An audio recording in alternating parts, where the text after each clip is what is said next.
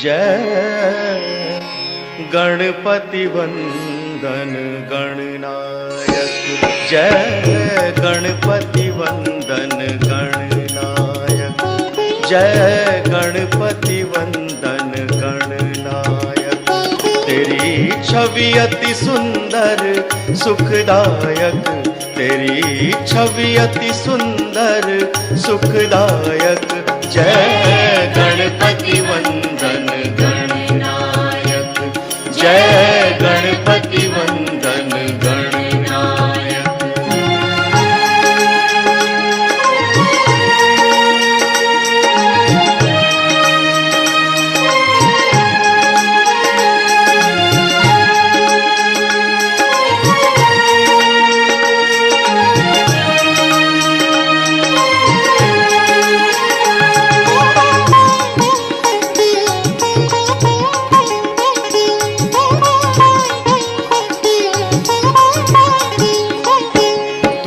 चार भुजाधारी मस्तक सिंदूरी रूप निराला, तू चार भुजाधारी मस्तक सिंदूरी रूप निराला।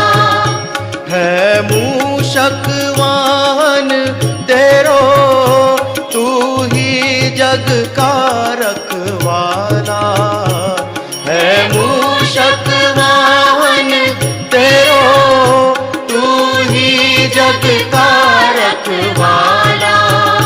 तेरी सुंदर मूरत मन में, तेरी सुंदर मूरत मन में, तू पालक सिद्धि विनायक, तू पालक सिद्धि विनायक।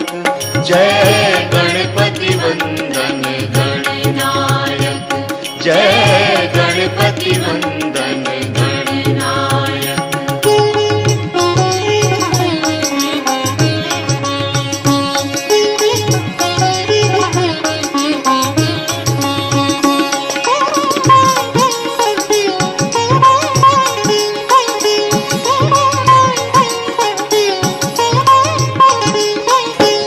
मन मंदिर का अंधियारा तेरे नाम से हो उजियारा।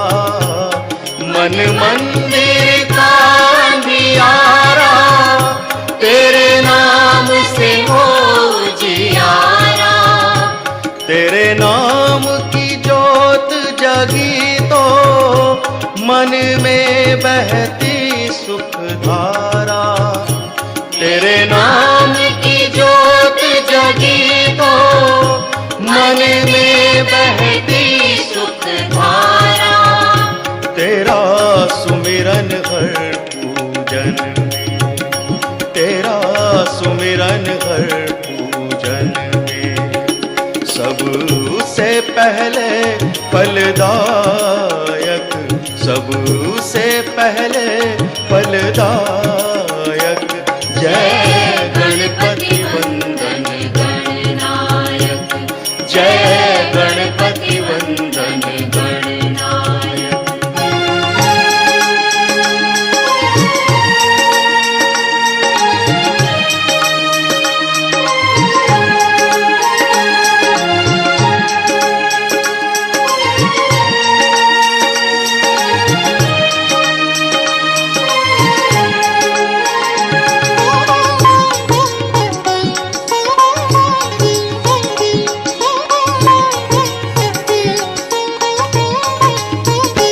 तेरे नाम को जिसने ध्याया उस पर रहती सुख छाया।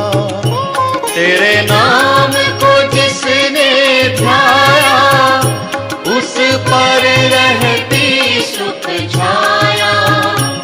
मेरे रोम रोम अंतर में एक तेरा रूप समाया।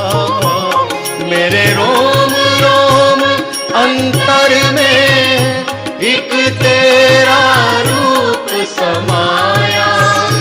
तेरी महिमा तू ही जाने, तेरी महिमा तू ही जाने। शिव पार्वती के पालक, शिव पार्वती के पालक। जय गणपति वंदन गणनायक, जय गणपति वंदन गणनायक। तेरी छवि अति सुंदर सुखदायक, तेरी छवि अति सुंदर सुखदायक। जय गणपति वंदन गणनायक, जय गणपति वंदन गणनायक, जय गणपति वंदन गणनायक, जय गणपति वंदन गणनायक, जय गणपति वंदन गणनायक, जय गणपति वंदन।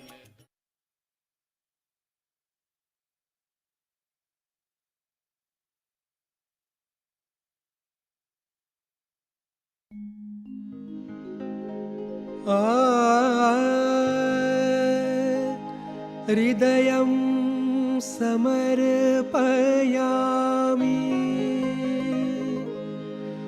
प्राणं समर्पयामि।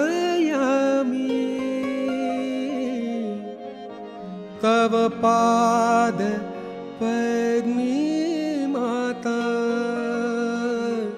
सर्वं समर्पयामि। अन्यथा शरणं नास्ति, त्वमेव शरणं मम।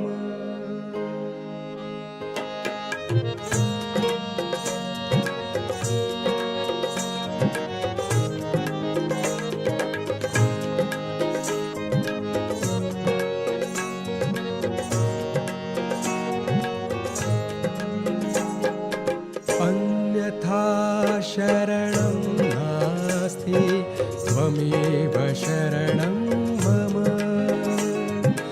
अन्यथा शरणं नास्ति त्वमेव शरणं मम हृदयं समर्पयामि प्राणं समर्पयामि तव पादपद्ममाता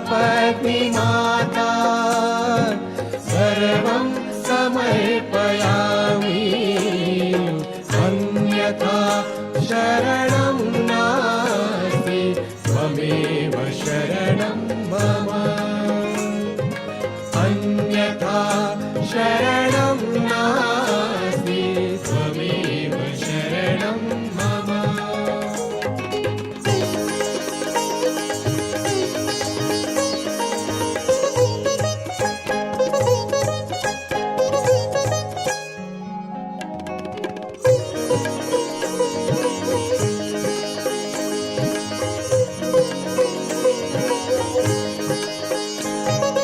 त्वमेव साक्षात् हरिप्रिया त्वमेव मावागेश्वरी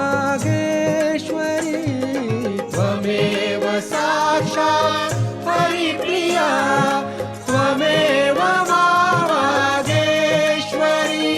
महादुर्गा महाकाली महामाया महेश्वरी भाग्यं समर्पयामि कर्मं समर्पयामि तव पादपद्ममाता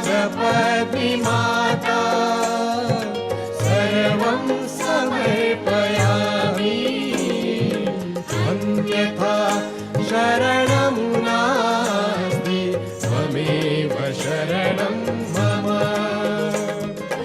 अन्यथा शरणं नास्ति त्वमेव शरणं मम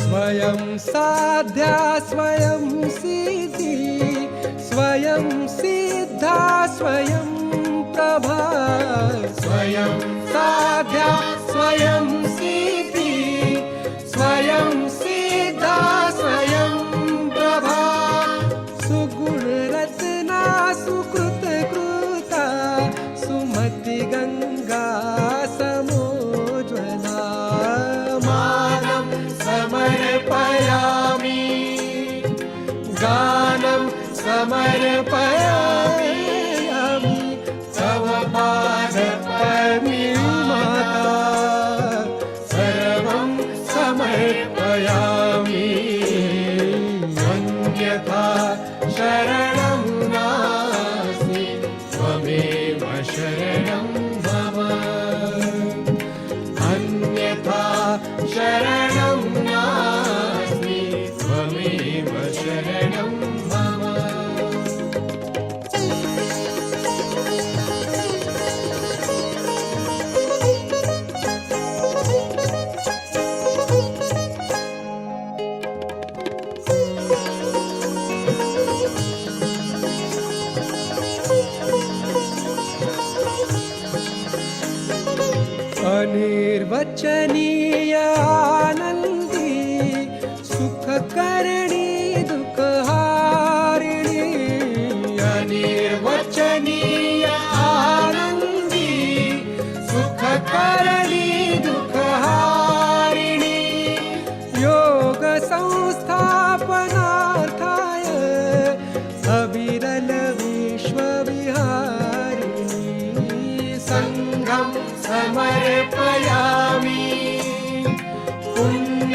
समर्पयामि तव पादपद्मनाथ सर्वं समर्पयामि अन्यथा शरणं नास्ति त्वमेव शरणं मम अन्यथा शरणं नास्ति त्वमेव शरणं मम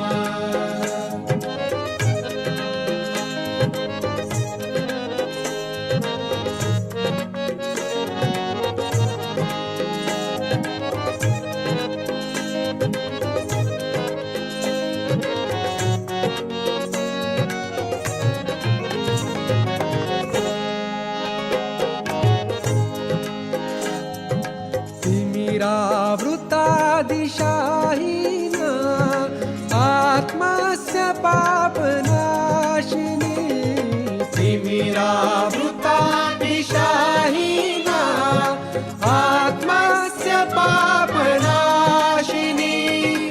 बहुजनहिताय वाणी तव शाश्वत सत्यप्रकाशिनी आद्यं समर्पयामि अन्तं समर्पयामि तव पादपद्मनाथ सर्वं समर्पयामि अन्यथा शरणं नास्ति त्वमेव शरणं मम अन्यथा शरणं नास्ति त्वमेव शरणं मम हृदयं समर्पयामि प्राणं समर्पयामि तव पादपद्मनाथ सर्वं समर्पयामि अन्यथा शरणं नास्ति त्वमेव शरणं मम अन्यथा शरणं नास्ति त्वमेव शरणं मम अन्यथा शरणं नास्ति त्वमेव शरणं मम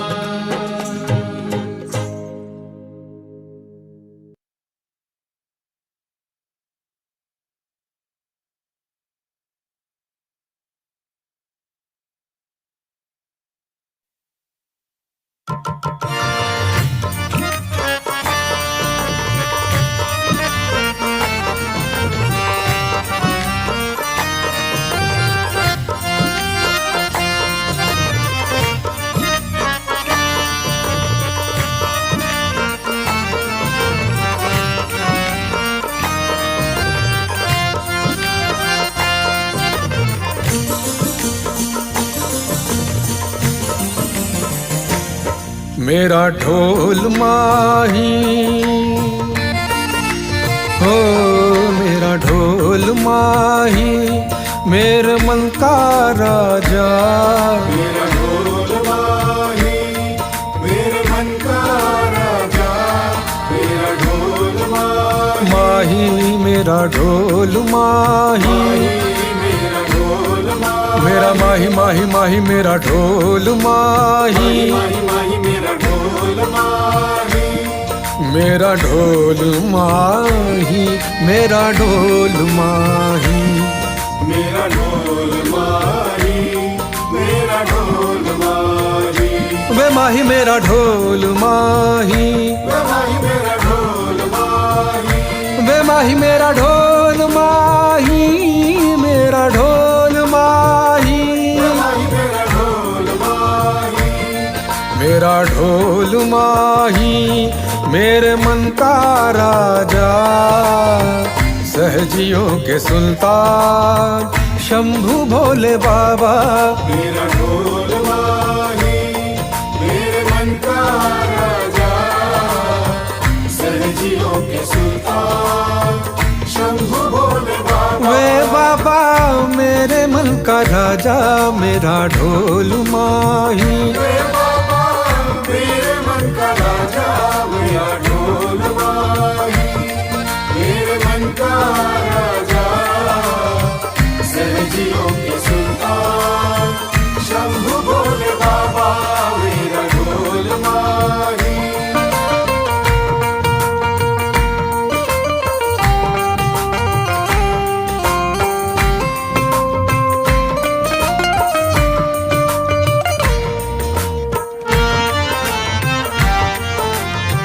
है परमात्मा तू, मैं हूँ तेरी छाया। है परमात्मा तू, मैं हूँ तेरी छाया। मेरा निर्मलात्मा शंभु भोले बाबा। मेरा ढोल माही वे बाबा, मेरे मन का राजा मेरा ढोल माही। कोई किसी का, कोई किसी का, कोई किसी का, कोई किसी का, कोई किसी का, कोई किसी का, मगर मेरे मन का राजा मेरा ढोल माही। वे बाबा, मेरे मन का राजा मेरा ढोल माही। वे बाबा, मेरे मन का राजा मेरा ढोल माही। ओ जब से तेरे संग ये बंधन जुड़ा है, जब से तेरे संग ये बंधन जुड़ा है, हम तेरे हैं जोगी शंभु भोले बाबा। मेरा ढोल माही वे बाबा, मेरे मन का राजा मेरा ढोल माही। वे बाबा, मेरे मन का राजा मेरा ढोल माही। मेरा ढोल माही बाबा,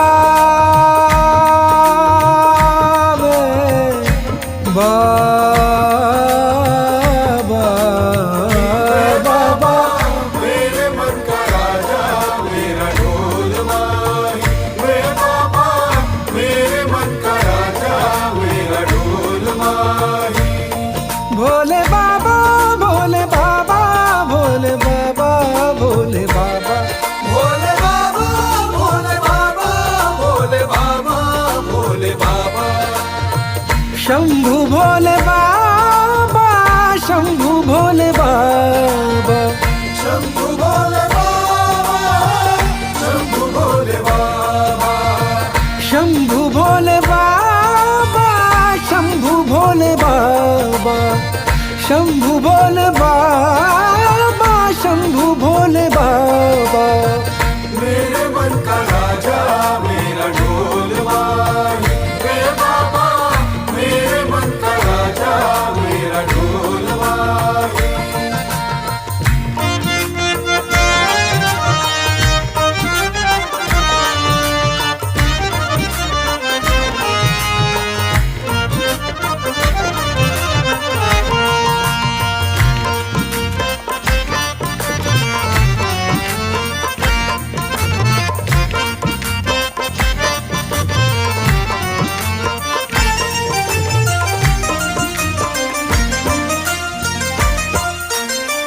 दया और क्षमा की तुम हो तस्वीर बाबा।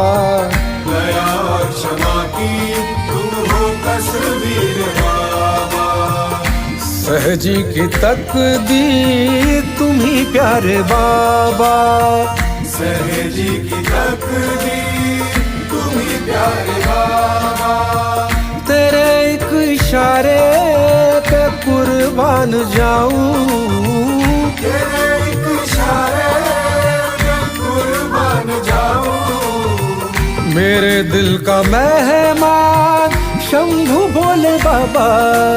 बाबा, मेरा ढोल माही। वे बाबा, मेरे मन का राजा मेरा ढोल माही।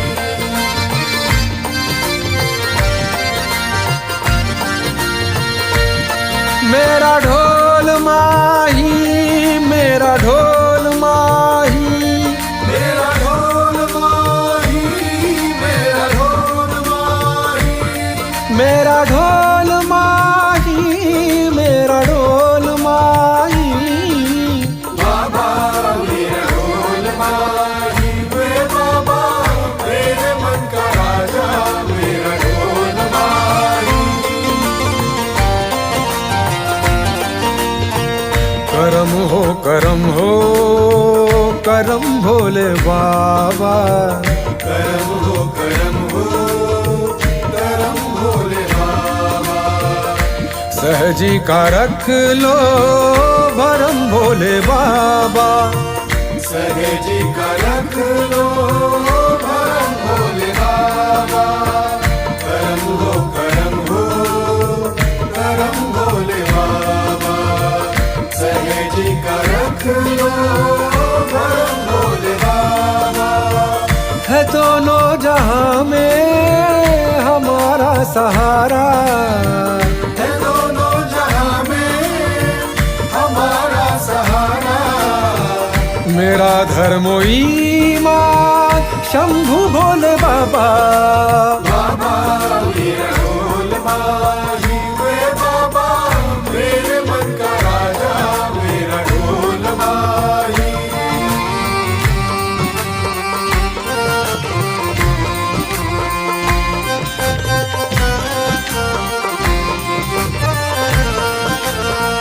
तेरा नाम बाबा लिए जा रहे हैं।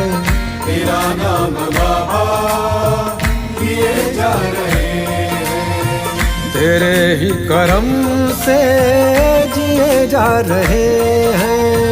तेरे ही करम से जिए जा रहे हैं। तू सहजी की इज्जत, तू सहजी की किस्मत। तू सहजी की इज्जत, तू सहजी की किस्मत। मेरा पाक अरमान शंभु भोले बाबा। बाबा मेरा ढोल माही वे बाबा। मेरे मन का राजा मेरा ढोल माही। मेरे मन का राजा सहजियों के सुल्तान शंभु भोले बाबा। मेरा ढोल माही। बाबा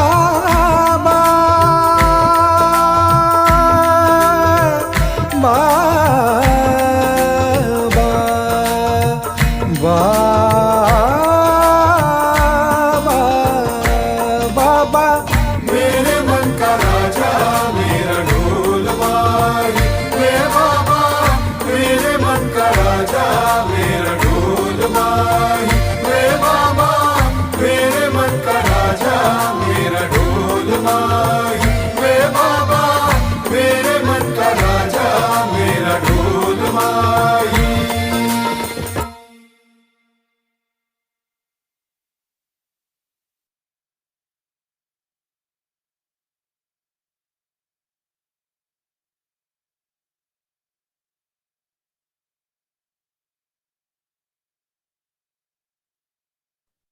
जय श्री माता जी। सहज योग, द इटर्नल नॉलेज, निरंतर ज्ञान के इस ध्यान मंच में आप सभी संतों का, पुण्यात्माओं का हृदय से स्वागत है। आप सभी को हमारा हृदय से प्रणाम स्वीकारी हो। परम पावनी मां के चेतना सागर में सर्व सब समर्पित करते हुए आज परम पावनी गुरु मौली मां की करुणा में हम मां के नन्हे श्री गणेश स्वरूप बच्चे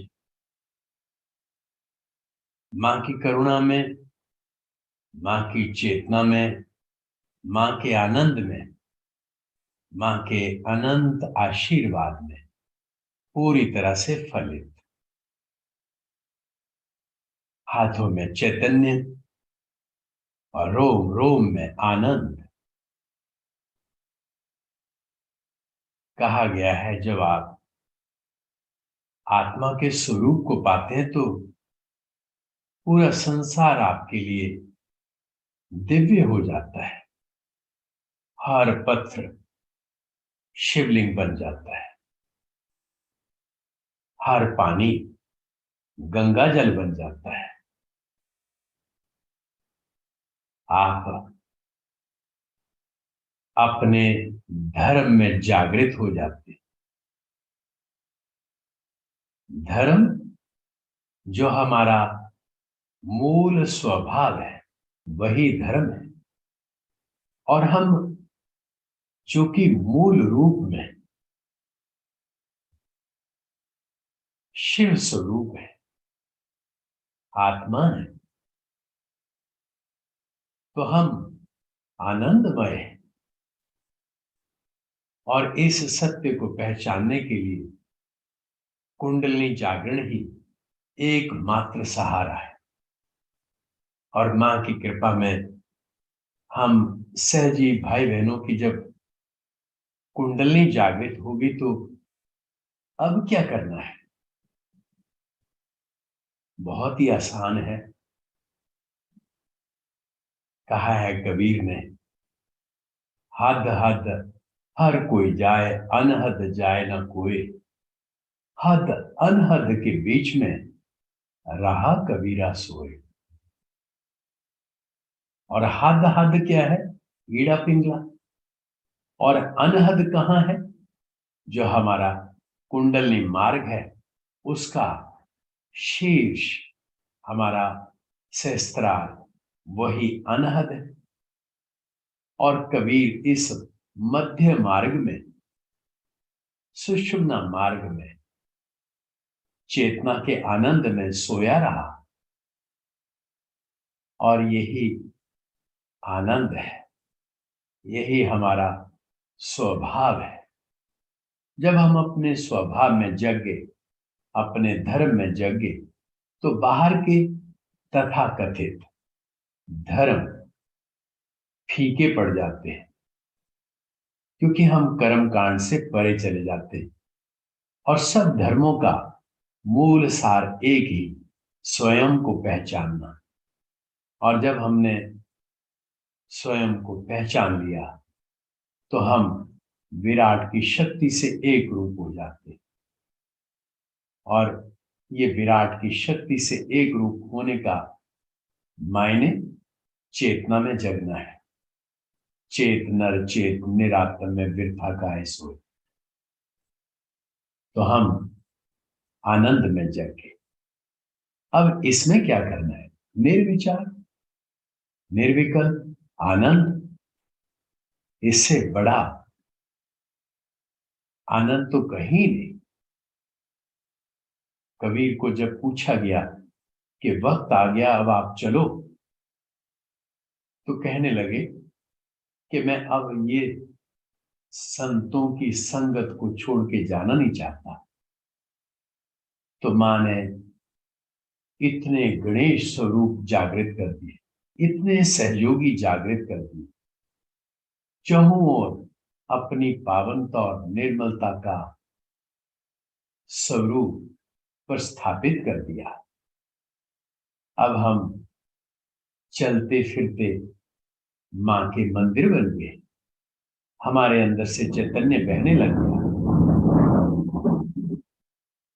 अब जब हम माया में फंस जाते हैं, इच्छा और कर्म में, पीड़ा और पिंगला में, भ्रम में, अज्ञान में, अपने को सत्य ना मानते हुए असत्य को ही पकड़ लेते हैं, बुद्धि के चंगुल में आ जाते हैं, मन के चंगुल में आ जाते हैं और अशुद्ध इच्छाओं को लेकर के तड़फते रहते हैं। और बिना वजह हम अपने चित्त को कुंठित करके परमात्मा की आनंदमयी चेतना से अछूते रह जाते हैं। हाँ, ये है कि जब हम अपनी सामूहिक चेतना में उठते हैं तो व्यक्तिगत चेतना में सामूहिक चेतना का प्रभाव आता है। कुछ सहयोगी जो मां की करुणा में पूर्णतः फलित हैं, उनके ऊपर सामूहिकता का दुष्प्रभाव आता है। लेकिन जब वो व्यक्तिगत चेतना में, ध्यान में समाहित होते हैं तो वो उससे भी उच्च स्थिति में मां की करुणा में प्रस्थापित हो जाते हैं। तो असल में ना हम ले रहे हैं ना हम दे रहे हैं, लेने वाला और देने वाला एक ही है। वो आनंद का सागर है जो अनंत है। आइए उस आनंद सागर का आज सामूहिक चेतना के माध्यम से दर्शन में।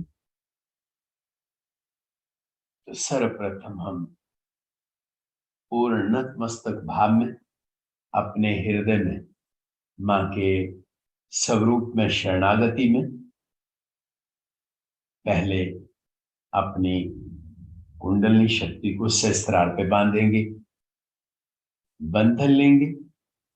तत्पश्चात 3 महामंत्र और उसके बाद श्री गणेश मंत्र।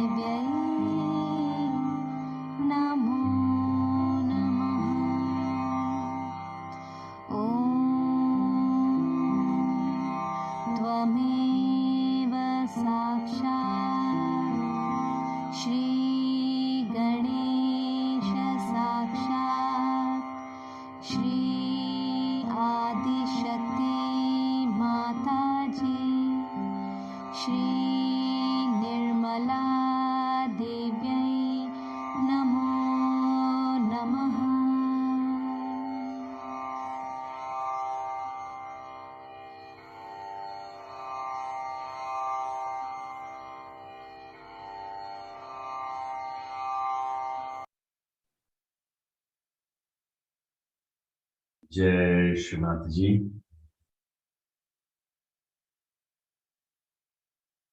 और अब हम प्रणव स्वरूप में जागृत,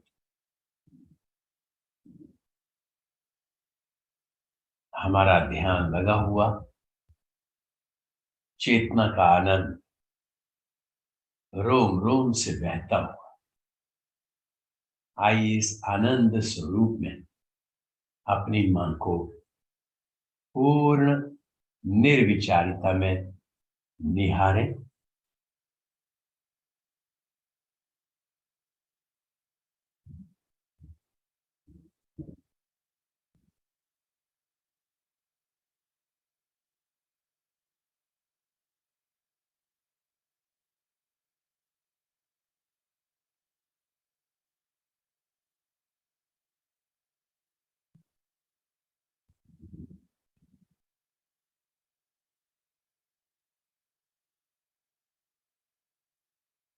और पा रहे हैं कि हमारा चित्त परम शांति में समा गया। धीरे धीरे आंखें स्वतः ही बंद हो गई।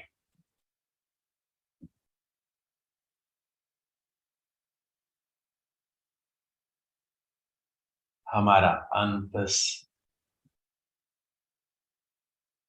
चेतना की निर्मलता से भर गया।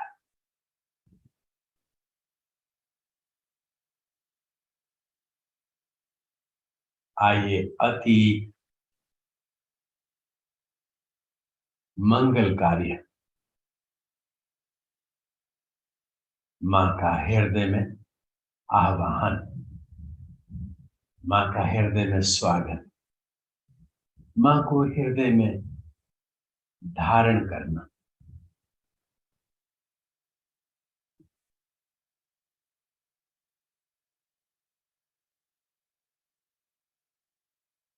हे परम पावनी मां, हे परम करुणामयी मां, हम बच्चों के हृदय की एक ही विनम्र प्रार्थना मां कि आपके पावन शुभ श्री चरण कमल सदैव हमारे हृदय में विराजमान रहे। माता जी आपकी परम शरणागति में हमें सत्य का पूरा ज्ञान मिले। हमारा रोम रोम इस ज्ञान से चेतित हो जाए।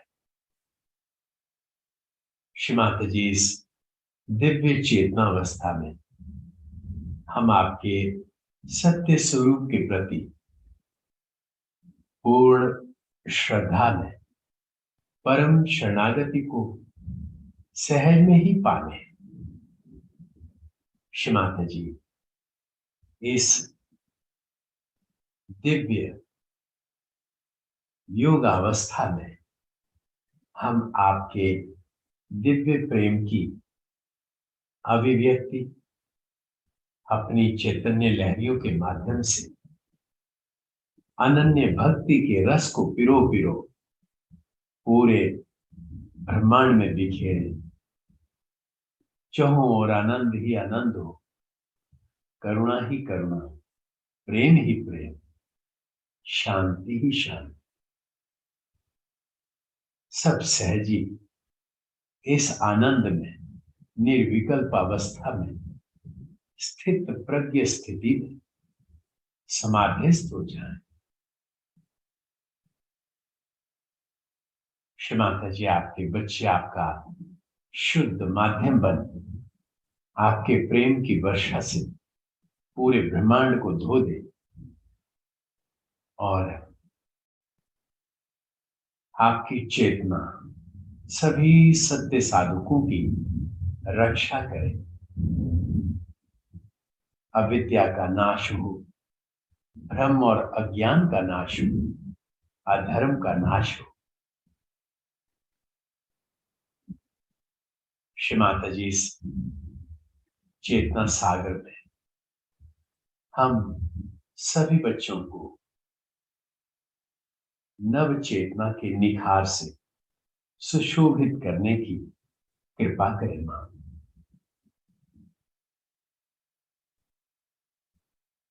माता जी हमारा अनंत कोटि प्रणाम मां, बारंबार प्रणाम मां।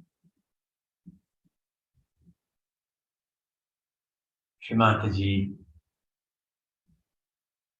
जाने जाने हमसे जो भी गलतियां हुई कृपा करके उन सब के लिए हमें क्षमा करने की कृपा करें।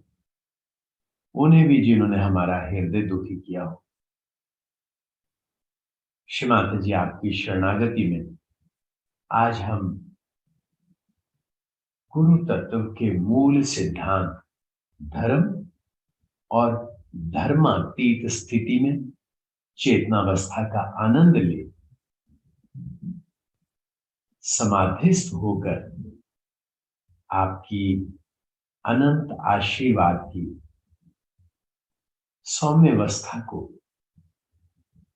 पाना चाहते हैं। मां, आप कृपा करें मां, हमें आज के ध्यान की अनुमति प्रदान कर और हमारा मार्ग प्रशस्त करके हम पर अपने आशीर्वाद देने की कृपा करें मां।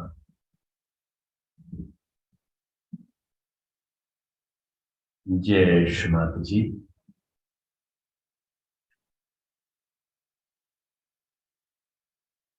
अब हम सर्वसत कुंडलनी मां पे छोड़ देंगे, आदि कुंडलनी पे, आदि शक्ति पे सब कुछ छोड़ देंगे।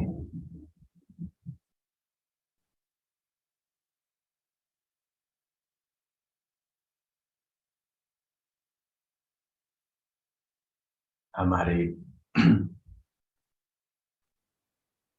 अब सामूहिक चेतना के स्वरूप में हम अंतर अवलोकन के माध्यम से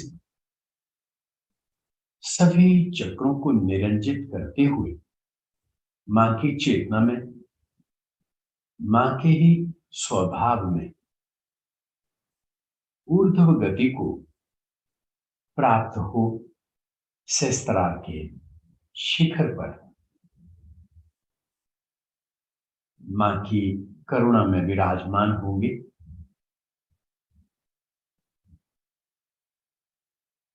पहले हम अपने आप को देखते ही देखते चेतना के आनंद को आत्मसात करते रहेंगे।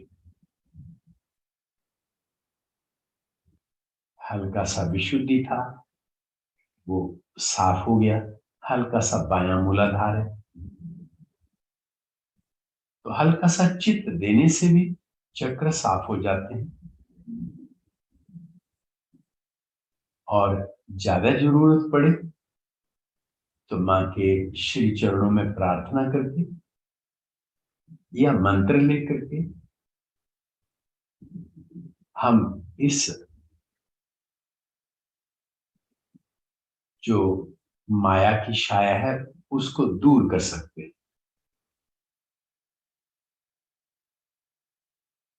तो पा रहे कि धीरे धीरे अपने आप ही ठीक हो गया।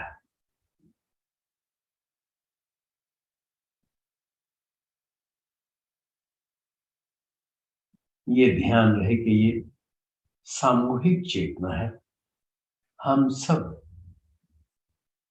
एक है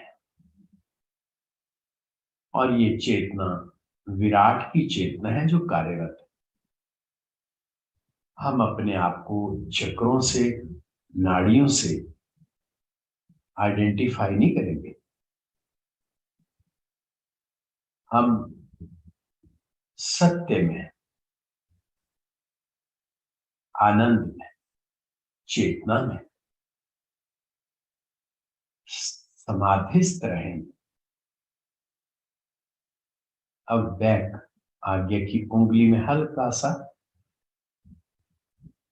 भार और मध्य विशुद्धि पे भी, तो बैक आज्ञा के लिए अपने स्वरूप को अपने हृदय में पहचानना कि हम केवल और केवल आत्मा हैं। अपने स्वरूप का ध्यान करके और अपने स्वरूप का सहज आनंद महसूस करके हम बैकाग्य को साफ कर लेते हैं और हम बैकाग्य के जो दूसरा भाग है, जो आगे का आज्ञा है, वो है क्षमा का सागर। तो इन मिथ्याओं को क्षमा करते चले जाते हैं, क्योंकि सब भार मन का खेल है। मन हमें भ्रम में डालता है। अगर हम क्षमा करते चले जाते हैं तो ये कुंडलनी मार्ग से स्वतः ही हट जाते हैं। बहुत सुंदर होने लग गया। पा रहे हैं कि अपने आप ही शांति, परम शांति में समाहित होने लगे।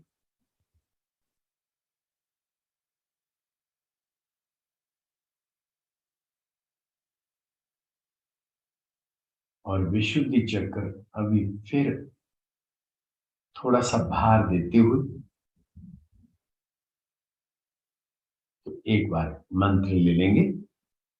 श्री राधा कृष्ण साक्षात। ओम त्वमेव साक्षात् श्री राधा कृष्ण साक्षात् श्री आदिशक्ति माता जी श्री निर्मला देवी नमो नमः।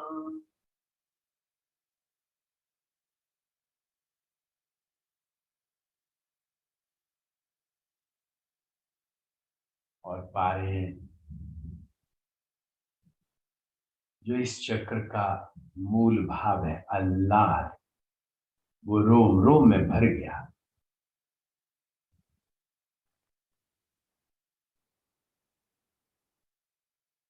जब हम मध्य में हैं तो हमारी वाणी भी परा पश्यंती मध्यम और वैखरी, इन चार स्थितियों को लांग कर निशब्द चेतना में मौन अवस्था को प्राप्त होती है। अब पा रहे कि हम धीरे धीरे सहज मौन अवस्था को अपनी चेतना में आनंद के रूप में महसूस कर रहे हैं।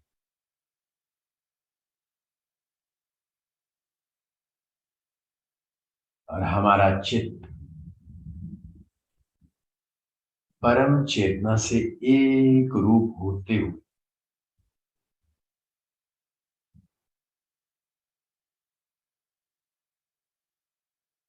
हल्का सा चुभन का एहसास बाएं स्वादिष्ठान की आउटर स्किन के ऊपर, तो बाहर की चीजें आती हैं और वो स्वतः ही निष्क्रिय हो जाती हैं। जब हम मध्य में ऊपर उठे तो एक ही भाव रखना कि मैं इच्छा नहीं हूं, क्योंकि इच्छा में मरण है और चेतना में जन्म। कोई भी इच्छा अपने पे हावी नहीं होने दी। परमात्मा की इच्छा स्वतः ही कार्यरत है। कुंडली मां ही, आदि शक्ति मां ही परमात्मा की इच्छा है।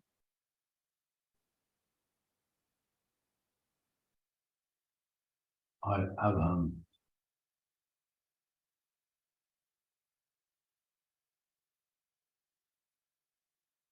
और शांत होते हो।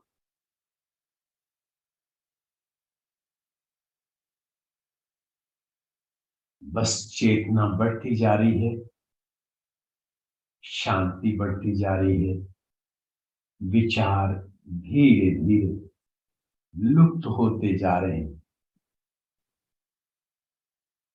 और पूरे ब्रह्मांड में खामोशी।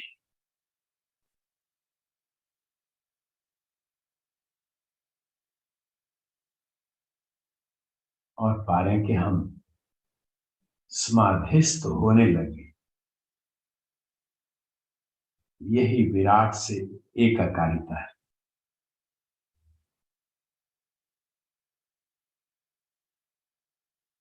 अब हमारी ये स्थिति धर्मातीत है।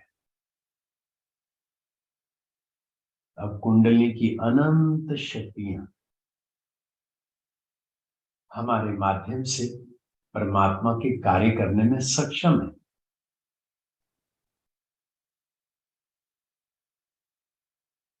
अब सहस्त्रार में आनंद ही आनंद।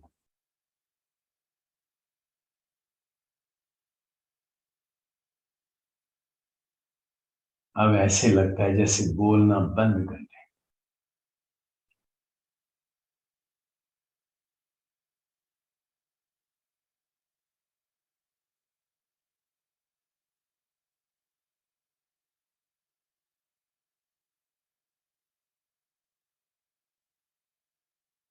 अब यहां हमने कुछ भी नहीं करना। अगर कोई चुभन जलन भारीपन है तो इस चेतना के आनंद में सहज में ही उसको समर्पित करते चले जाएं।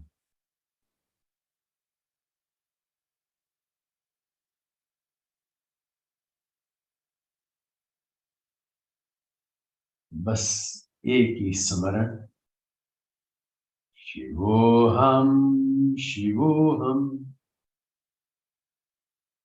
अहम निर्विकल्पो निराकार रूप, विभो व्याप्त सर्वत्र सर्वेन्द्रियाणाम, सदा में समत्वम न मुक्ति न बंध, चिदानंद रूप, शिवोहम शिवोहम, चिदानंद रूप, शिवोहम शिवोहम।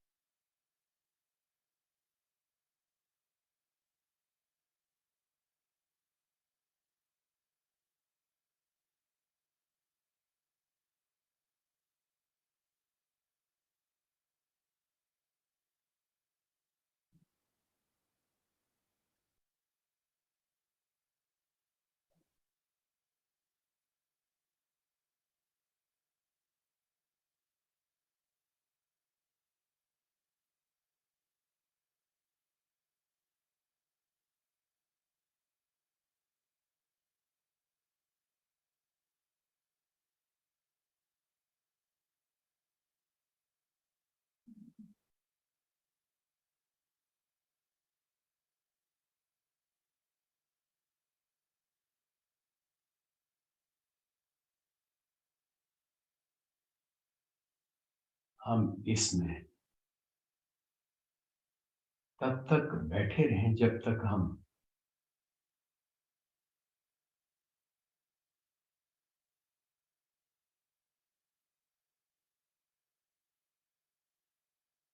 पूर्णतः समाधिस्थ नहीं हो जाते।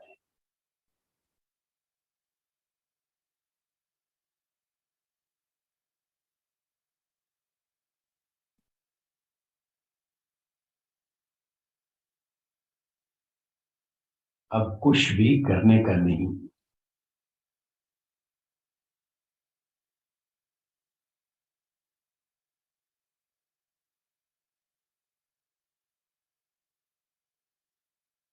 मन से परे चले गए और जो मन के भाव थे कि मैं बंधन हूं या मैं मुक्ति हूं, ये सब छूट गया।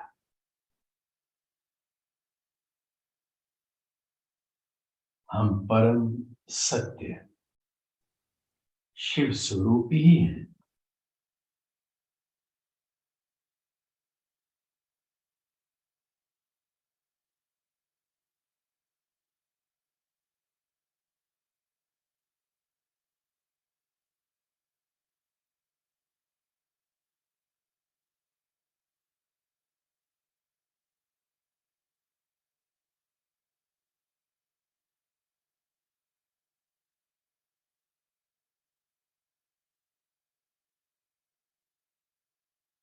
रोम रोम में आनंद ही आनंद,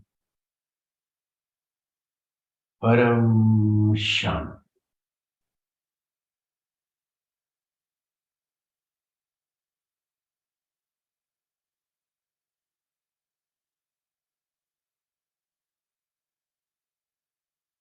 परम चेतना ने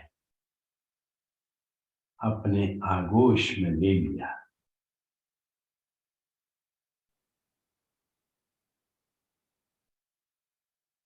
पूरा ब्रह्मांड एक स्वरूप में,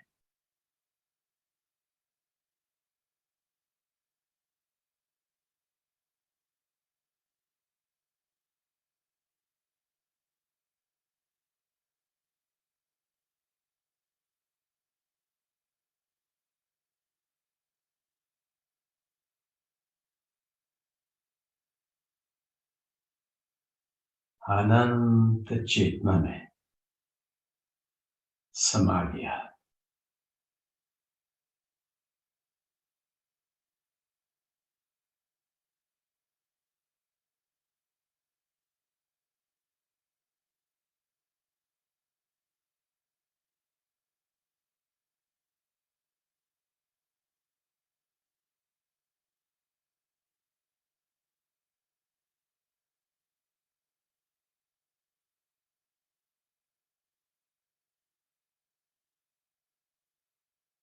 अनहद का रस चाखा नहीं, बाहर फिरे तो क्या हुआ।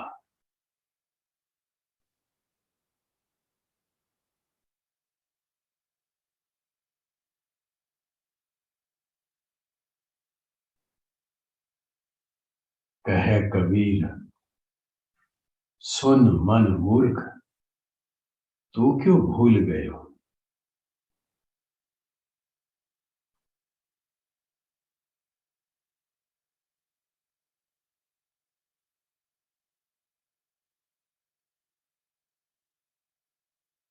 अगर दुनिया गलत दिशा में चल गई तो हम सहयोगी क्यों भ्रमित हो जाएं।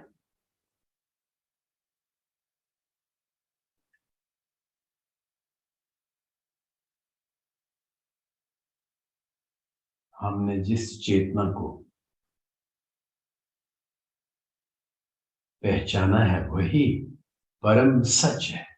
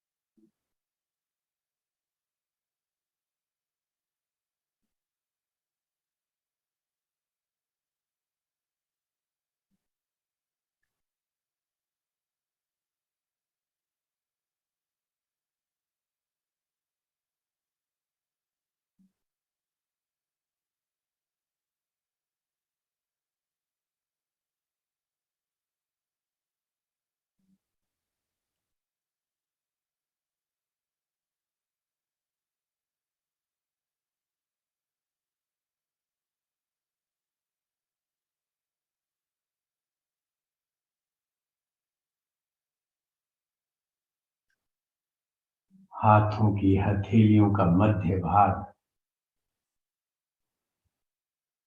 चेतना की ठंड के आनंद से अनंत आशीर्वाद को प्राप्त होते हुए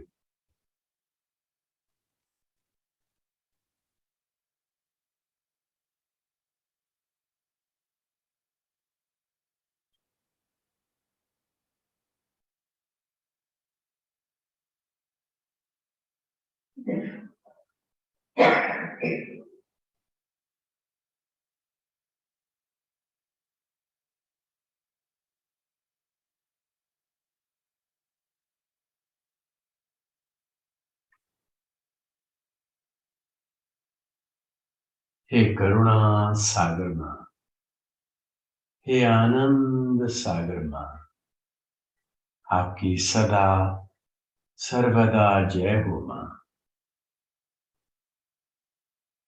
आपकी सदा सर्वदा ही जय हो माँ।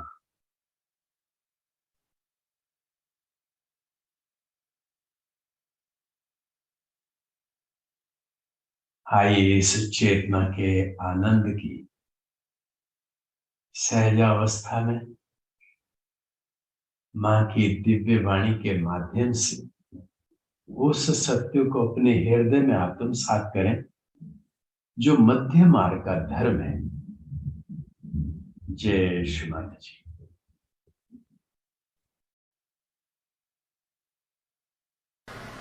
Today I was thinking that we do the puja to Mahalakshmi. It would be better so that we'll understand what is Vishwanirmala Dharma is.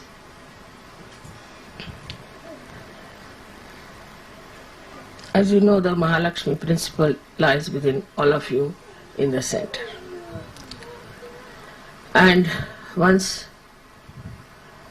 you are fed up with the falsehood and also with the hypocrisy of people, you start seeking the truth within. That's how a new category of people are born, who are called as seekers, sadhakas. They are very different from others. They don't care for any material gain or any power, position. They want to seek the truth. And this category is the one you are. And that's why you have come to SahajaYoga. This comes from your past lives also. For many people, I think it's their past life which has brought the seeking in them. Also the affluence through which you have gone, you got fed up with it and you are seeking the truth. Also there are people like in India where the tradition is to seek the truth from very childhood. You are told that money is not everything, power is not everything, it's all falsehood. You must seek the truth. So you are ingrained with it. These are called as good conditioning, susamskara. Now, if it is the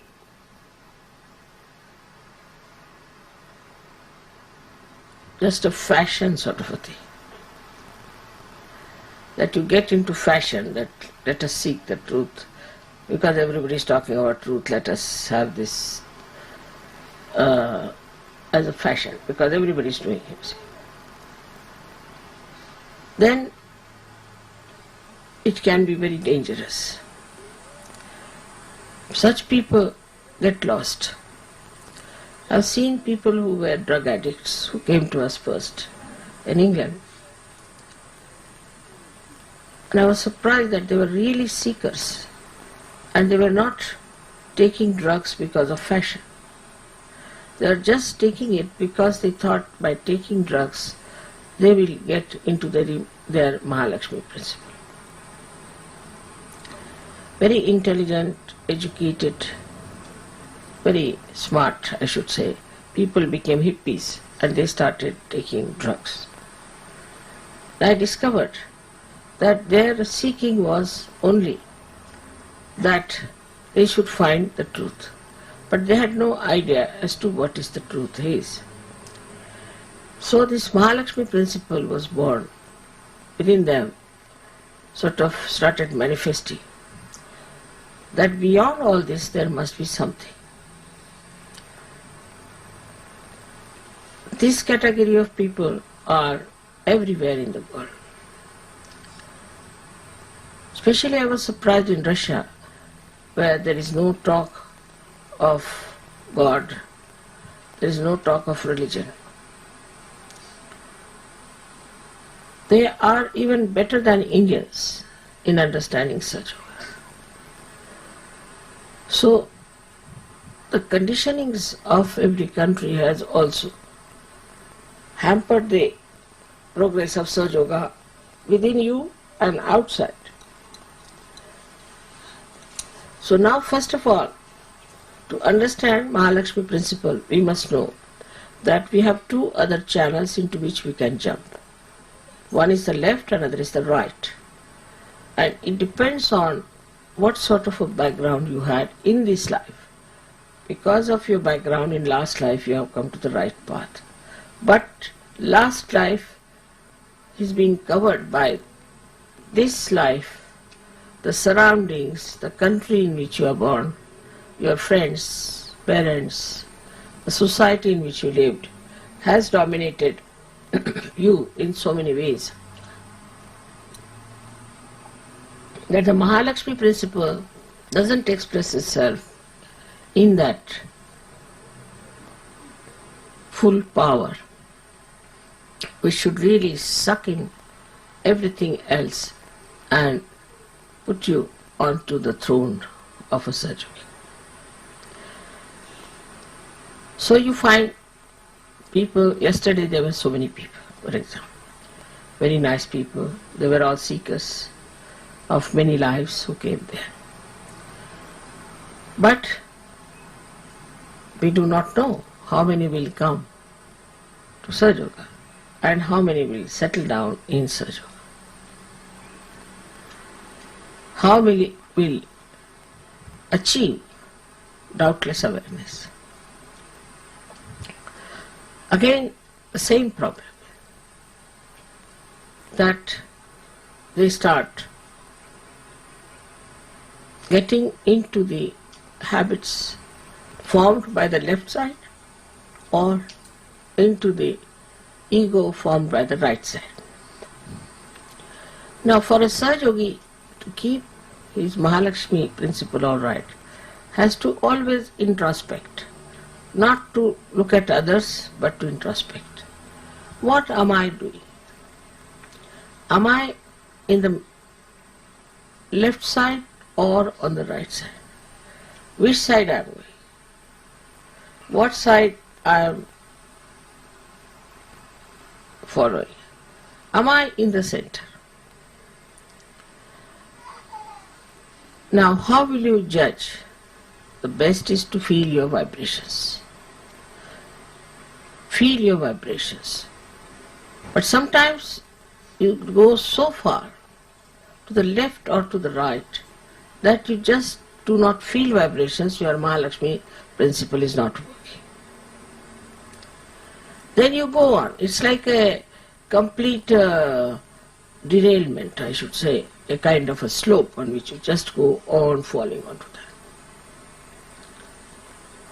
So all these conditionings we should watch out in ourselves and in others. How we have got these problems that we slip out from the central path. Imagine a train is going on a proper railway track and suddenly it starts moving this way or that way. So where will it end up? Into destruction. But you have a way of arranging that this derailment can be brought back to the middle path.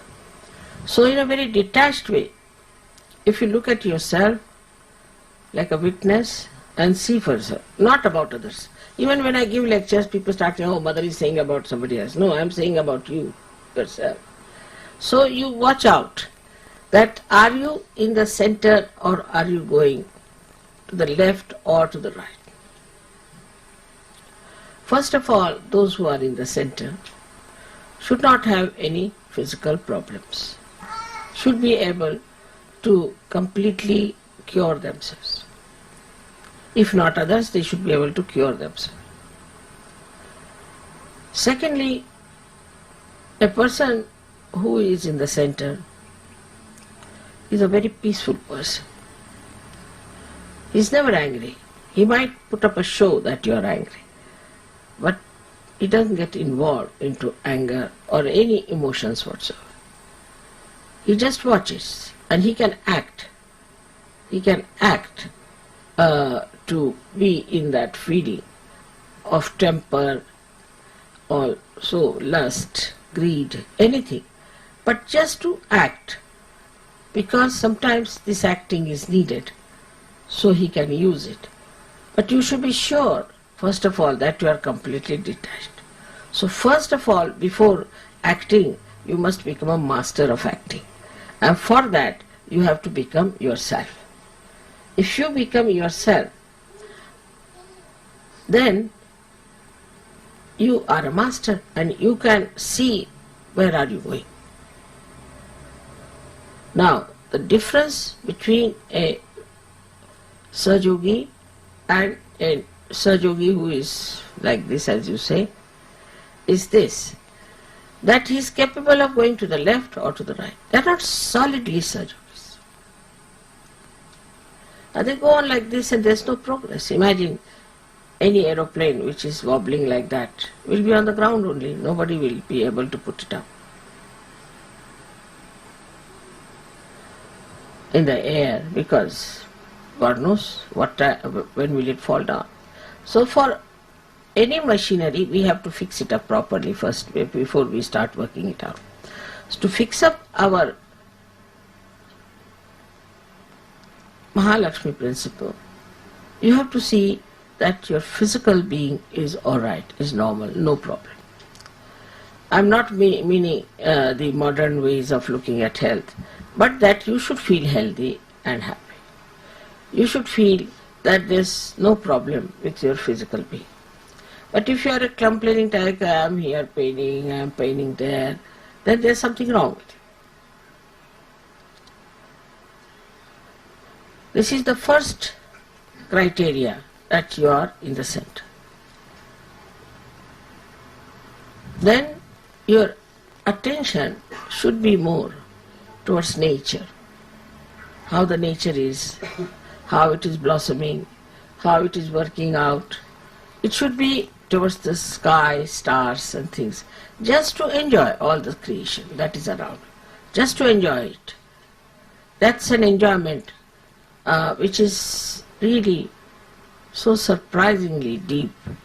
When you see something beautiful scene or something, you go to a very beautiful place, then a kind of a joy that pours in you from your sahasrara, that also you must experience. Also you must experience your thoughtless awareness. That is, when you look at something beautiful, you should suddenly become thoughtless. Just start seeing it. The whole joy will start pouring on you. Then another thing is that you should not differentiate between religions. You should not condemn any religion. But the people who are stupid and call themselves religious, they can be condemned because they are stupid. They have not followed the principle of religion at all. They are not realized souls, and that's what they are making a mistake. So that's all right. For example, churches can be condemned, but not Christ, not the Bible, not at all, never. So when you see to the roots, roots are all right. But now, as I said, that these flowers have been plucked by people, they are fighting. So you should never condemn any incarnation, any religion, any prophet. I mean, you will not condemn. It's not a question of I'm saying it, don't do it. You will not just do it. You will respect all of them automatically, because now you are born into it. If you say are a Christian, you will respect Hindu scriptures. If you are a Hindu, you will respect an Islamic Quran. That has to be there. If it is not so, then please know that you are not yet a Sahaja. There should be no malice about any religion whatsoever. No religion has done any wrong so far. It's the people who follow them in a wrong way, use it for money, use it for power, and also are stupid. For them, it's different. But for you, every religion is your own religion. So we cannot be fundamentalist. we cannot fight for fundamentalism. Vishwa Nirmala Dharma, which is based on the Mahalakshmi principle, is the essence of all the religions, the truth of all the religions.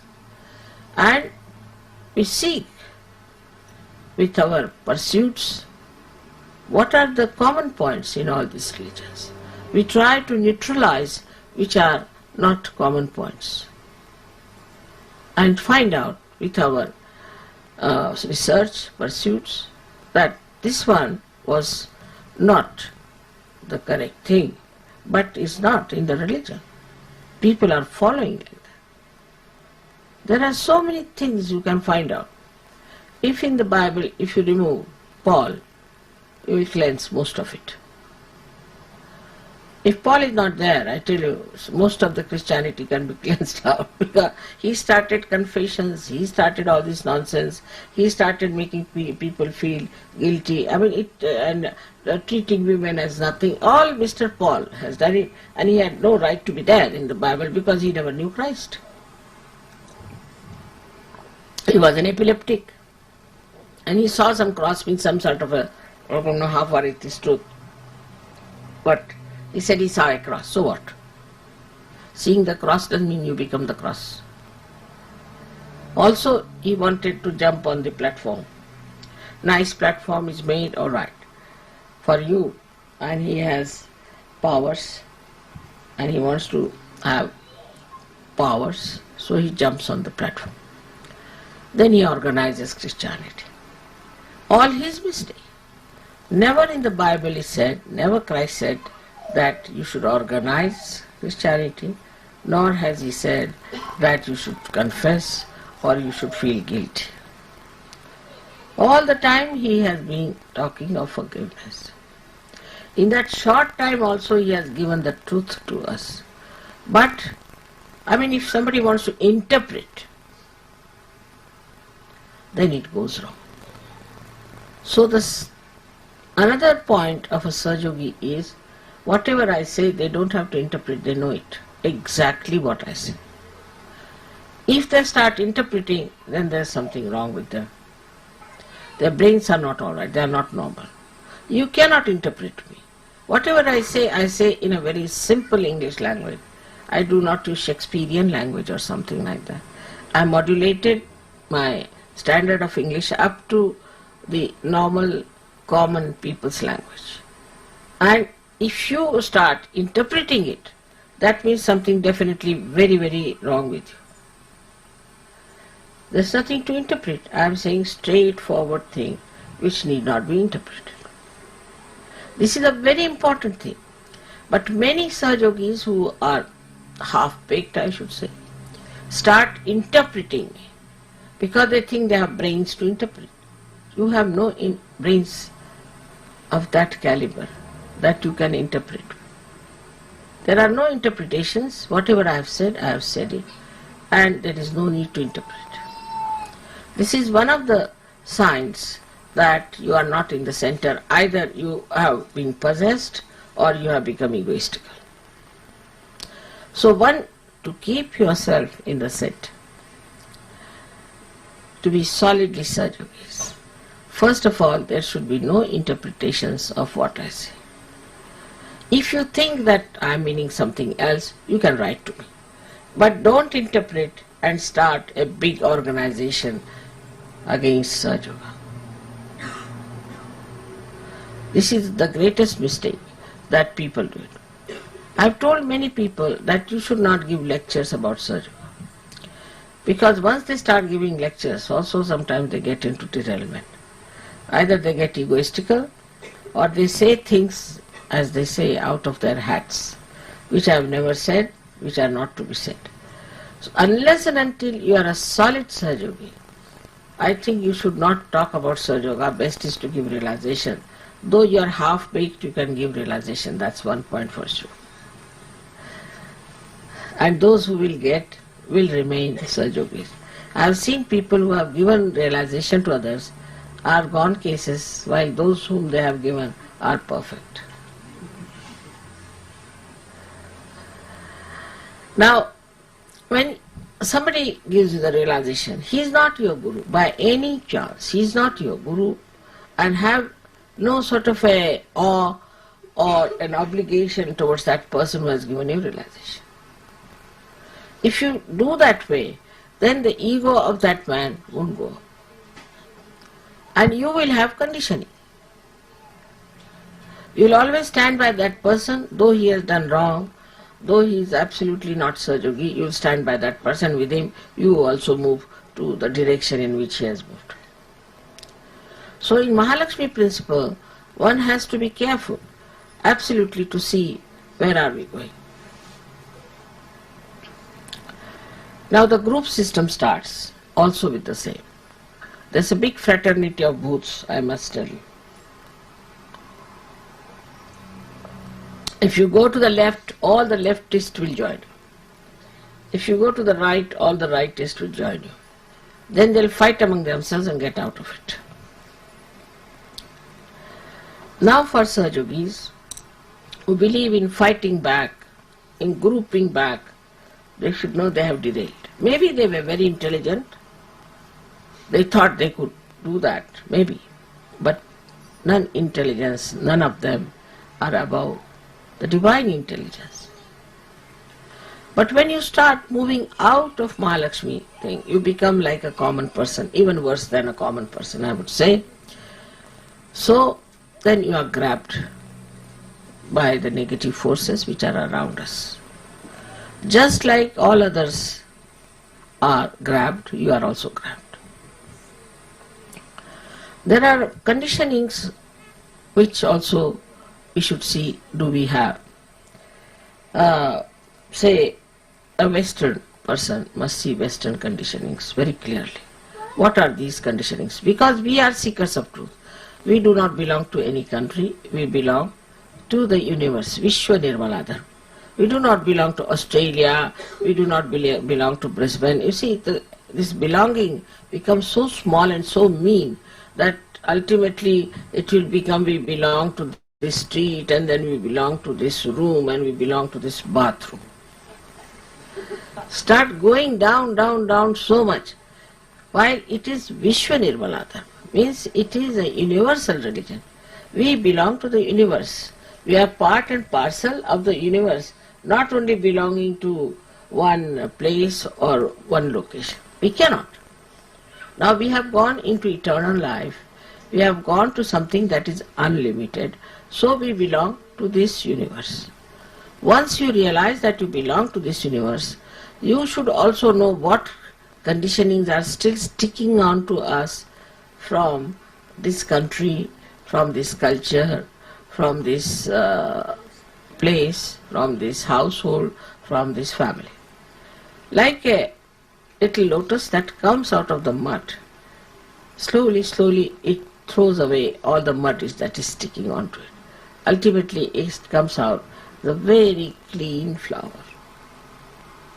From the mud it gets to the water, cleanses itself and comes out as a beautiful flower, absolutely fragrant. And then it spreads its fragrance all round so that that mud also gets fragrance. That's your job. That's what you have to be. Because you are not seeker of truth for yourself, but for the whole world, because you belong to Vishwa Nirmaladhar. This Mahalakshmi principle is not for you alone, but it is for the whole world. And you have to give it to the whole world. So now we are here forming a new kind of a race, a new kind of a society, which is enlightened, which is standing on the truth and love. Of course, you must understand that there should be compassion. Look at that child. I got. That's another condition of the children here. They must do something to get hurt. It's very common. All the time they do things that will hurt them. They cannot sit quiet. It's very surprising. In India you find children will sit quiet for 3 hours, 4 hours, as long as the pujas are.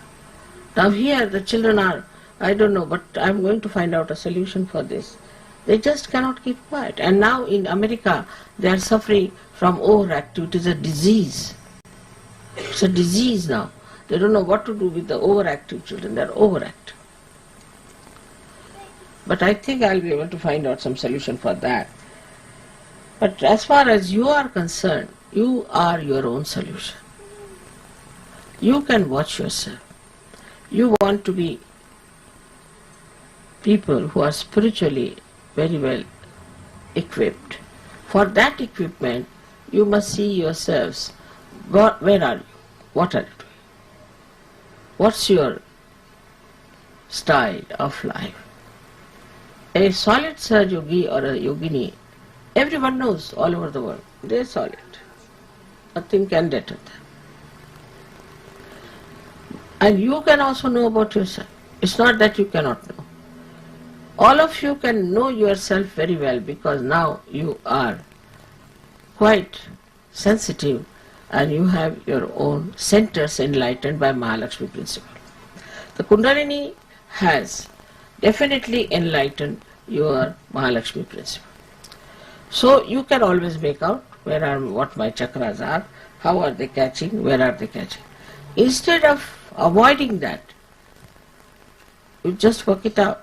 What's the problem? Where is the problem? Once you work it out, then you'll be surprised that as soon as your desire goes inward, the Kundalini itself will gush through and she will cleanse your chakras. As I was telling you, we do not know our powers. Only one thing you have to do is to desire. You have to desire that let my vibrations be alright, let my chakras be cleared out, let me be in the center, in the balance. Just you have to desire. I mean, it's such a simple thing to desire. But that also we cannot do. Our desires are something else, not what we have to be. Just you have to desire that let me be a clean Sahaja yogi. Let me be a solid Sahaja yogi. There are mediocres who can never be. I'm not talking about them. But so many can be very high up, can be very high up in Sahaja yoga. But their desires are not yet being fully manifested. That is a damping effect of so many things I have told you. So, if supposing you have to catch the plane, then you don't get down on the way somewhere and stay out. In the same way, when your Kundalini has to rise, you can see everything that's happening, but keep yourself aloof because you have to reach your point, and that is through this Mahalakshmi principle. It's a principle that is so detached. It is the nourishing principle within us, which nourishes our centers, which nourishes our characters, which nourishes our religion. That is Vishwanirmala Dharma. It nourishes everything. It nourishes our brain, our intellect, everything it nourishes. This Mahalakshmi principle, above all, it is the balancing. It balances. If you are overdoing something, then it gives you a kind of a push. If you are not doing anything, again, it works in such a manner that it balances. So, this is the guiding factor for you, this Mahalakshmi principle, which works out. Everything you can say that is balancing, the equilibrium, and the wisdom. As the light of Mahalakshmi principle starts, the wisdom dawns upon you. But the greatest of all is the love.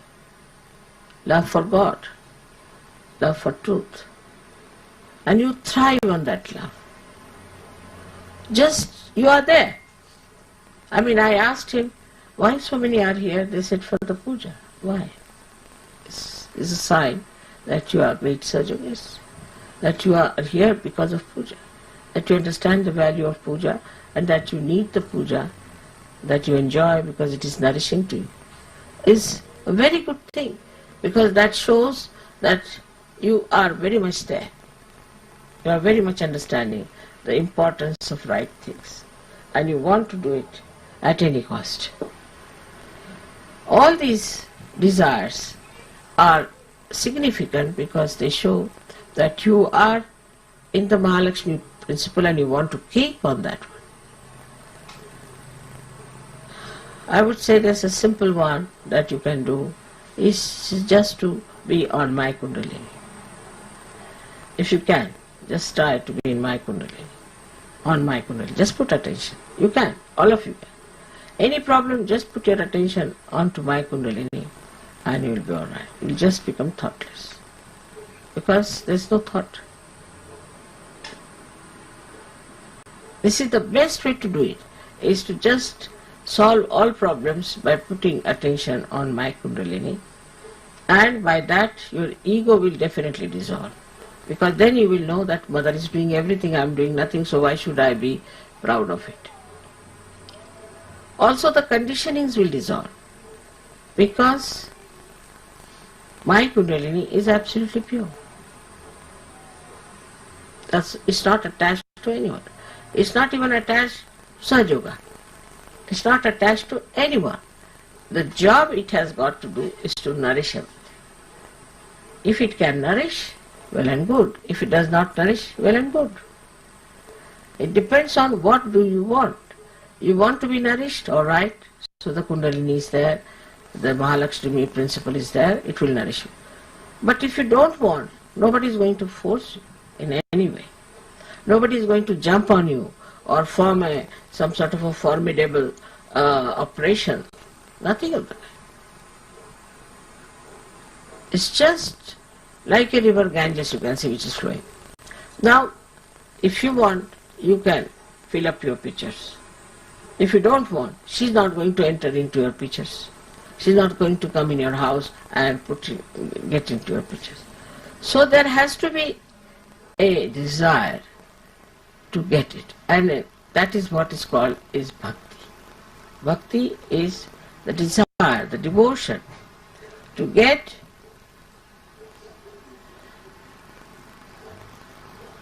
the joy of bhakti. It's such a beautiful thing. I wish I could do the bhakti to someone, but I can't do. Because I see you, when you are in bhakti, you just get lost into it. So much you enjoy. Such an enjoyable thing. Then you don't think, you just enjoy the bhakti. And that's what is the most coveted, highest state, where you are just one with the divine and just swimming in the ocean of joy. So this Mahalakshmi principle is to be preserved and has to be always watched and looked into. And the blessings of Mahalakshmi are so many that I tell you, I cannot even tell them in one lecture. I'll have to give at least 10 lectures. But you yourself know what are the blessings of this Mahalakshmi principle is. The greatest is the complete self-contentedness. Absolutely self-content. You don't want to grab something, you don't want to run after something. It's just self-content. You don't want any publicity, you don't want any comfort, nothing. You are comfortable in your spirit. This is the greatest blessing of this Mahalakshmi principle. And if that is so, then why not we look after our Mahalakshmi principle and forget about the rest. Last of all, when it enters into your brain, then the Virata is manifesting and you become collective. Absolutely collective. Such a beautiful thing is to be collective. There was a girl who went to Sicily and she was in a restaurant eating something alone, and then she looked at somebody else and that girl also looked at her, and this one got up and came to her and she said, they were not bearing batches. They said, have you been to Sri Mataji? Yes. Have you been? Yes. We are Sahajogis, yes. And then they just embraced each other with such joy. In a far-fetched place somewhere in Sicily, in some restaurant, imagine. They just got lost. The feeling of oneness, the brotherhood, the friendship is so great and so joyous. You don't then consider from what country you are, from where do you come, what is the color of your skin, or what is the religion you had followed, what your parents are. You just enjoy meeting people. This friendship, this joy comes from the same Mahalakshmi principle when she enlightens your Sahasrara. In the Sahasrara you get this feeling of the whole, and the feeling of the whole is something so great. Individualism people talk, but it is against the principle of whole. Who do not know the whole, you see, talk of individualism. This individualism, which has worked all kinds of dangers for us now, we have to know that we are one with the whole. Of course we are individuals in the sense that we have different faces, different clothes, different living, different relationships, but we belong to the whole. And this Virata's feeling that we are part and parcel of the whole gives you complete peace and complete protection. You never feel that something can happen to you. Never feel. Some accident will take place, all right, will take place, but nothing will happen to me. I am a surgeon. So many people have gained like this by allowing themselves to be completely looked after by this Mahalakshmi principle. Just surrender to the Mahalakshmi principle means that you give up your ego and you give up your conditionings. You give up both the things. Just surrendering to your Mahalakshmi principle. That's why Mahalakshmi is so important. May God bless you all.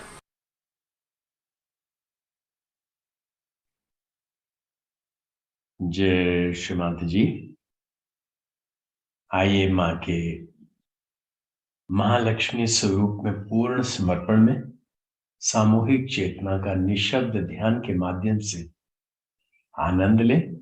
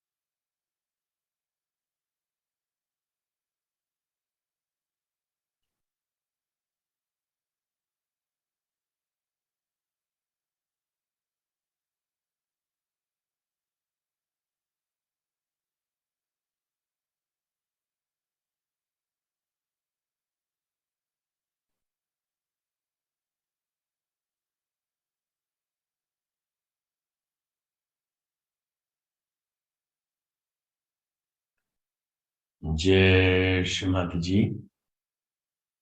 3 महामंत्र।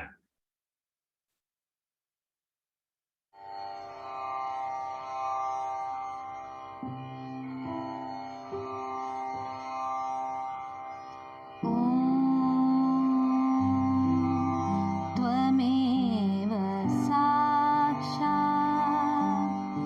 श्री महालक्ष्मी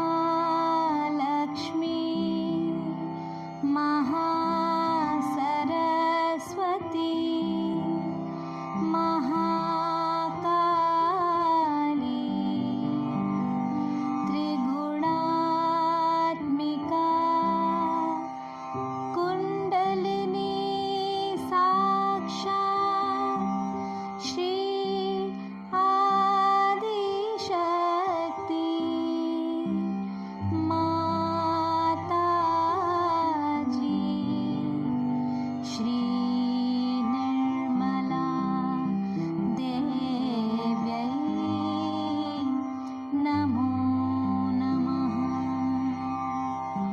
ॐ त्वमेव साक्षात् श्री कल्की साक्षात् श्री आदिशक्ति माताजी श्री निर्मला देव्यै नमो नमः। ॐ त्वमेव साक्षात् श्री कल्की साक्षात् श्री सहस्रा स्वामिनी मोक्ष प्रदायिनी माताजी श्री निर्मला देव्यै नमो नमः। श्री निर्मला देव्यै नमो नमः। श्री निर्मला देव्यै नमो नमः।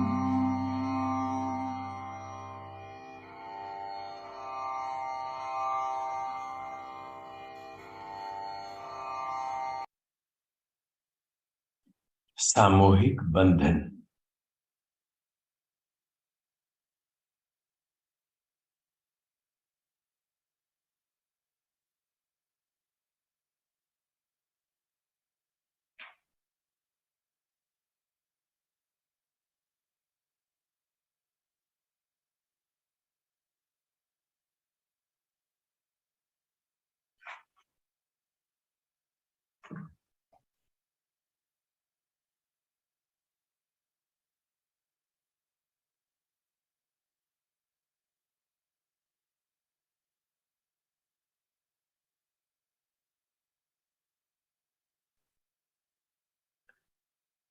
जय श्रीमती जी। माँ का आज जो प्रवचन था उसका रेफरेंस है श्री महालक्ष्मी पूजा 1992-02-20 ऑस्ट्रेलिया ब्रिस्बेन। श्री महालक्ष्मी पूजा 1992-02-20 ऑस्ट्रेलिया ब्रिस्बेन। जो मेन पॉइंट थे उनके बारे में सारांश में माने सुसंस्कार की बात कही। भारतीय संस्कृति सुसंस्कारों के ऊपर आधारित है। माँ कह रहे हैं कि यही कारण है कि भारत में सहयोग काफी अच्छी तरह से लोगों के अंदर जमता है। धर्म की बात कही, धर्म जो बाहरी रूप दिखाई देता है कर्म कांड वाला वो नहीं, उसका इसेंस जहां सहयोगी धर्म के सत्य को पहचानते हैं। मां कह रहे हैं कि आप जन्मों जन्मों की खोजी हैं, पुराने जन्मों से आप इस सत्य को खोज रहे हैं, तभी तो आपको सहयोग मिल गया। लेकिन वर्तमान की जो माया है, जो आपका आसपास का माहौल है, उसका असर आपके ऊपर आता है, तो उसकी वजह से आप कभी कभी विचलित हो जाते हैं। मां कह रहे हैं अंतर अवलोकन द्वारा आप अपने को मध्य में बनाए रखें, और अंतर अवलोकन आपको देता है चैतन्य लहरियां। अपने अंदर चैतन्य लहरियों को महसूस करके आप अपने मध्य को नरिश कर सकते हैं। एक्सट्रीम लेफ्ट या एक्सट्रीम राइट में भी लोग चले जाते हैं, मां कह रहे हैं तब आपको चैतन्य महसूस नहीं होता, लेकिन इसमें घबराने की बात नहीं। आप इन दोनों एक्सट्रीम स्थितियों से भी मध्य में आ सकते हैं। मां कह रहे हैं निरीक्षण करें, अपने मध्य में रहने का निरीक्षण कैसा है, देखें कि क्या आपकी हेल्थ ठीक है। अगर आपकी शारीरिक और मानसिक हेल्थ ठीक है तो मान लेना कि आप मध्य में हैं। अगर आप शांत हैं हर स्थिति में तो मान लेना कि आप मध्य में हैं। आप प्रकृति को बहुत अच्छी तरह से एंजॉय करते हैं तो मान लेना कि आप मध्य में हैं। आप किसी भी नैसर्गिक चीज को देख करके एकदम थॉटलेस में चले जाते हैं, मान लेना कि आप मध्य में। स्वधर्म अंदर है, इसका जो इसेंस है उसको आप समझते हैं तो मान लेना कि आप मध्य में। आप अनायास ही सबको क्षमा कर देते तो मान लेना कि आप मध्य में। मां कह रहे हैं कि जो सहयोगी हैं ये एक नई तरह के लोग हैं। मां कह रहे हैं अब इसमें गहरे उतरे और अपने चित्त को अंदर मध्य मार्ग में समाहित कर दें। ये कब आता है? जब आप शुद्ध इच्छा में जागृत हैं। महालक्ष्मी आपको संतुलन देती है, विवेक देती है और सबसे ऊपर आपको प्रेम करती है।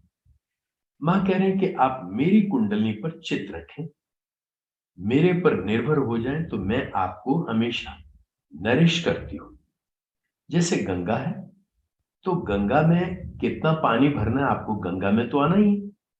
तो इसी तरह से आपको अपने चित्त को मध्य में तो लाना ही, तभी तो आप मध्य के आशीर्वाद अपने अंदर महसूस करेंगे। मां कह रहे हैं कि आपकी इच्छा भक्ति रस से ओतप्रोत होकर के आपको एक नई स्थिति देती है जिसमें आपको आशीर्वाद मिलते हैं। मां कह रहे हैं कि अपने स्वरूप का आनंद लें। आप आत्मा स्वरूप है, आप इसका आनंद लें। मां कह रहे हैं कि आपकी कुंडली जब आपको ब्रेन में लेकर के जाती तो वहां आप सामूहिक हो जाते हैं। आप सहयोगियों को अनायास प्रेम करते हैं। आपकी शक्ति कुंडली महालक्ष्मी के साथ एक रूप होकर के आपको सहस्त्रार में पूर्णता का एहसास देती है। तब आप इस सत्य को मानते हैं कि ये आनंददायी, ये जो सौम्य चेतना है पूरे ब्रह्मांड में, वो आपको पूरा सुरक्षा कवच दे रही है। तब आप उस आनंद में सहज में ही समर्पित हो जाते हैं। आइए आज के आशीर्वादों के लिए मां का हृदय में धन्यवाद करें। हे परमानंद माँ, हे परम करुणामयी माँ, आज के सामूहिक ध्यान के अनंत आशीर्वाद के लिए आपकी अमृत वाणी के माध्यम से हमारी चेतना के विकास के लिए श्री माता जी, हम सभी सहयोगी आपके श्री चरणों में समर्पित हैं, आभारी हैं, सदैव ऋणी है माँ। श्री माता जी, इस दौरान अगर हमसे कोई गलती हुई हो, कृपा करके क्षमा करें। श्री माता जी, हमारी अनन्य भक्ति हमें उच्च स्थिति को आपके कहे हुए के अनुसार एक सॉलिड सहयोगी, एक सुदृढ़ स्थिति में स्थापित कर दे और हम आपके प्रेम के कवच में सदैव सुरक्षित रहें और इस दिव्य चेतना के आनंद में स्वयं तो आनंद में रहें, लेकिन जो भी सत्य को खोजने वाले हैं उनके लिए आपका शुद्ध माध्यम बन इस पुरुषार्थ का भागीदार बने। श्री माता जी, हमारा अनंत कोटि प्रणाम, अनंत कोटि प्रणाम, अनंत कोटि प्रणाम। अगला ध्यान का कार्यक्रम हमारा शनिवार को होगा। आपका